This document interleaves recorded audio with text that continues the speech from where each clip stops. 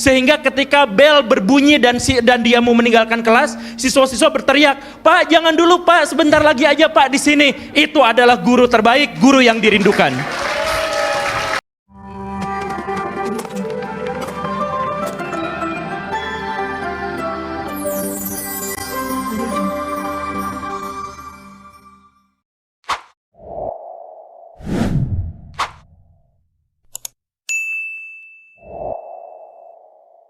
Saya mau bacain ada pertanyaan dari scan barcode nih. Saya sebutin namanya boleh ya. Saya Rusti Prihastiningsih. Pertanyaannya adalah mengapa guru dituntut pembelajaran yang ideal sedangkan situasi belajarnya tidak ideal? Karena di sekolah saya sendiri setiap kelasnya berisi 48 anak.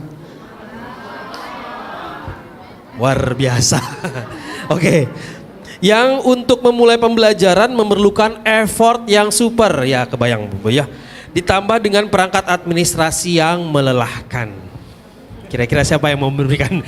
Gimana Mas? 48 anak dalam tuh, satu kelas. Waduh, bagi saya udah over banget. Oke. Udah terlalu banyak. Kalau satu kelas 48 anak. Kalau saya sendiri mah, kalau saya masih muda ya, masih banyak yang belum saya pelajari. Saya bisa berani bilang saya mah nggak sanggup.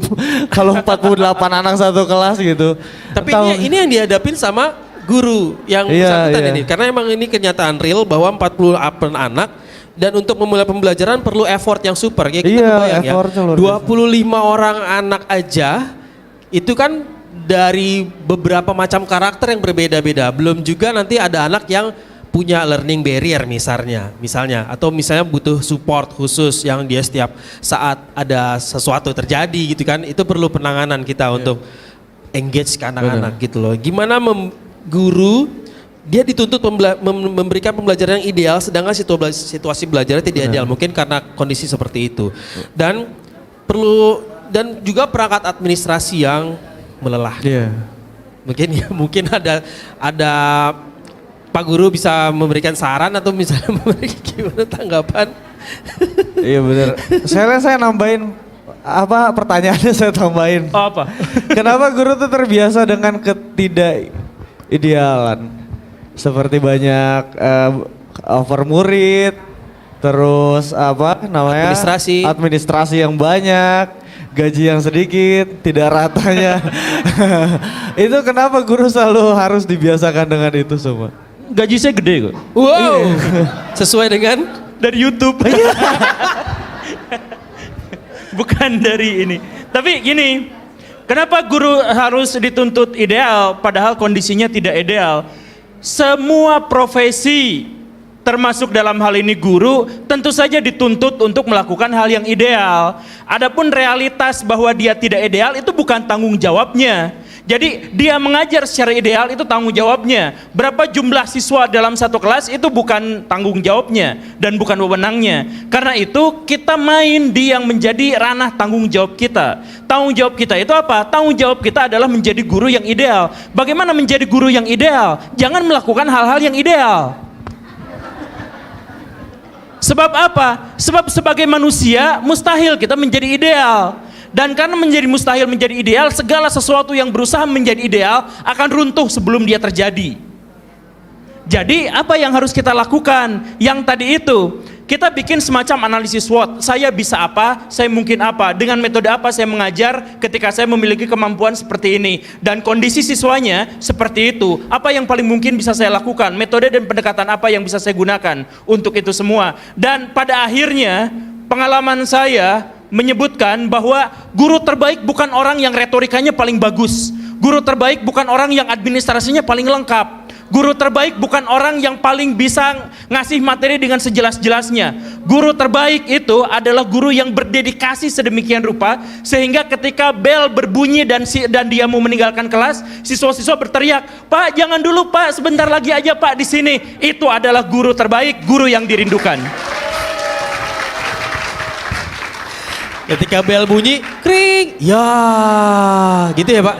Ya, hujan Pak. Gitu. Kalau guru yang kurang ideal, belum bel, Pak bentar lagi bel Pak. Ya. tapi pernah nggak sih semua guru kayaknya pernah merasa ada di satu titik di mana kita tuh lagi titik jenuh gitu ya untuk mengajar gitu, sehingga pada saat itu ada aja anak yang istirahatnya kapan Pak? Sering loh ada yang kayak gitu. Nah makanya ditambahin lu juga administrasinya banyak, gajinya dikit. Kecil. Karena itu tadi ya mungkin apa? Ya tadi dari statement dari Pak Guru, bimbel-bimbel merekrut guru-guru yang baik karena dia hanya fokus untuk mengajar, hanya fokus untuk bagaimana memberikan pembelajaran yang menyenangkan dan bisa mendidik anak-anak sehingga anak-anak bisa mencapai satu kompetensi tertentu. Tapi nah ini ada pertanyaan, dari saya nggak tahu ini dari siapa, ini dari digital juga. Bagaimana cara guru mengajarkan peserta didik untuk mengembangkan kompetensi dan bukan hanya mengajar konten? Bagaimana? Bagaimana cara guru mengajarkan peserta didik untuk mengembangkan kompetensi dan bukan hanya mengajar konten? Mungkin dari siapa? Siapa? Yaudah gini. Coba. Sebuah data yang dikeluarkan oleh, kalau nggak salah Kementerian Pendidikan atau bukan ya, tapi ada, saya lupa, saya baca di Kompas, tapi intinya adalah sekitar 10% anak di Indonesia itu terindikasi mengalami disleksia waktu kecil. Jadi dia kesulitan untuk membaca huruf-huruf dan kesulitan untuk mengenali angka-angka. Nah, guru-guru semua di sini atau kebanyakan di sini guru pasti waktu di kampusnya belum pernah diajarin apa itu disleksia. Faktanya sekitar 10% anak di sekolah mengalami disleksia. Akhirnya apa? Ketika si anak-anak itu belajar, kemudian si guru-guru menyampaikan materi, tapi si anak-anak akhirnya gagal lagi, si guru mengatakan, saya mohon maaf ya, ini mah guru yang di zaman dulu gitu ya, di negeri yang seberang. Guru-guru itu akhirnya mengatakan apa? Ya ada kamu mah bodoh. Ya ada kamu mah gini. Akhirnya apa? Si anak-anak yang sebenarnya cerdas itu mengidentifikasi bahwa dirinya bodoh dan nakal dan kurang belajar dan kurang serius dan sebagainya. Karena identifikasi anak itu terjadi sejak awal, sejak dini, maka sampai besar dia menyatakan dirinya bahwa dirinya itu bodoh. Ya dah saya mah bodoh, dah saya mah nggak ngerti. Dan akhirnya apa? Di masa depan akhirnya karirnya, hidupnya hancur, kacau, gara-gara identifikasi awal bahwa dirinya itu bodoh. Padahal bukan itu. Padahal sebenarnya dia mengalami disleksia, cuman gurunya nggak tahu.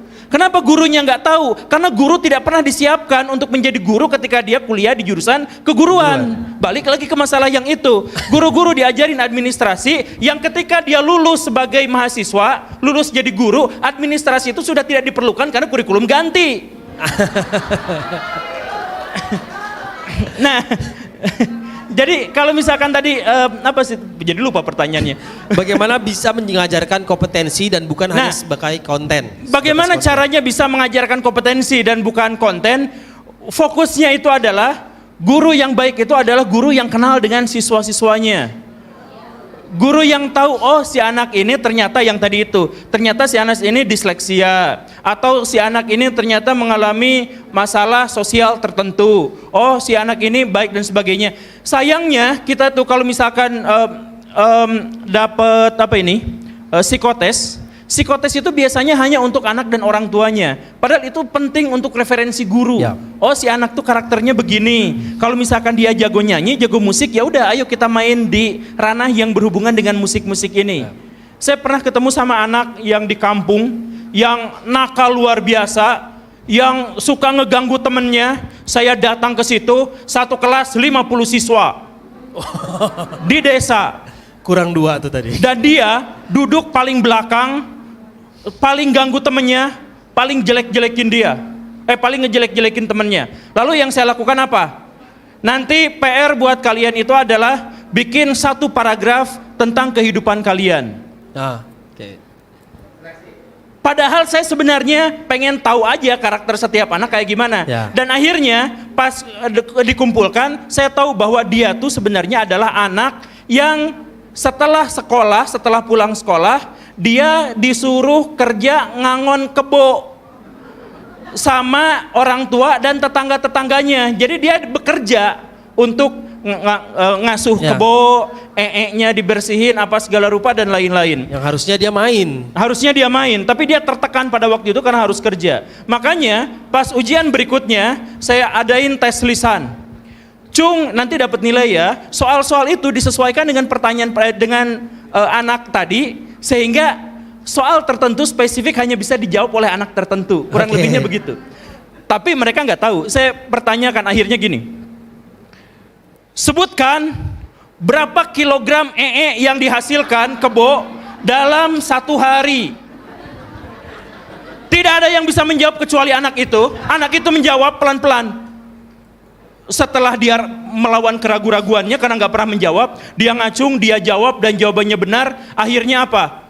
Dia bangganya luar biasa. Dia pulang dari sekolah ngomong sama teman-temannya, "Aing tadi bisa nggak jawab itu." Dia terus-terusan itu sampai diulang besoknya dan akhirnya apa? Dia mendapatkan motivasi belajar sejak saat itu. Karena apa? Untuk pertama kalinya dia berasa bahwa dirinya bisa menjawab sama seperti temannya. Luar Jadi biasa. kalau misalkan ditanya soal yang tadi itu gimana caranya, kenali dulu siswanya, kita pasti akan menemukan bagaimana cara mengajar yang baik buat anak itu. Yes. Beri tepuk tangan dong, Bapak Ibu, ini luar biasa banget ya. Mengingatkan saya terkait tentang sebuah film yang belum lama kita sama-sama tonton kayaknya ya. Jadi refleksi. Yang kita berikan adalah refleksi. Sehingga apa yang bisa diambil sama anak-anak itu jadi pelajaran buat dia, jadi motivasi buat dia, buat ke depan. Dari hal kecil aja, dari kebo itu, ya kan, dari kebo akhirnya dia bisa muncul motivasi dia buat belajar. Karena tidak adanya pengakuan bahwa ini saya harusnya begini. Ternyata ketika diakui sama gurunya, bahwa diangkat sama gurunya, itu jadi motivasi belajar yang sehingga bisa muncul itu motivasi belajar. Luar biasa, terima kasih Pak Guru.